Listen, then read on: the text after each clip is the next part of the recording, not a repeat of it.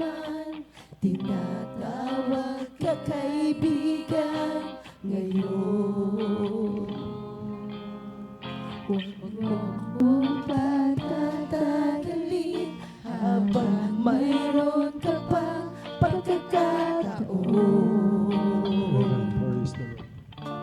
Huwag mag-aalinlangan, ang puso mo'y iyong buksan ngayon. Bukas ang palad niya sa'yo, ilapit mo lamang ang buhay mo.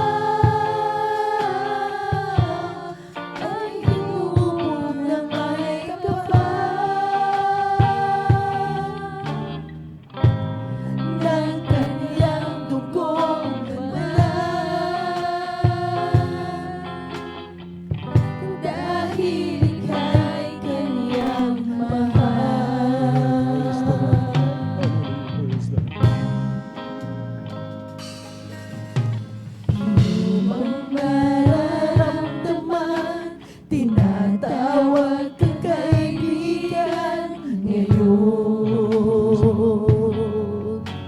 Huwag mong patatagalin habang mayroon ka pang pagkakataon.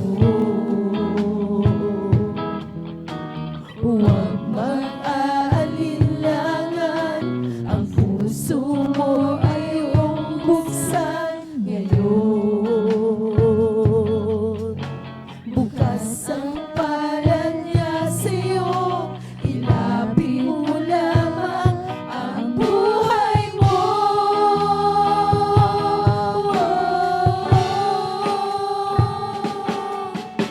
Ikaw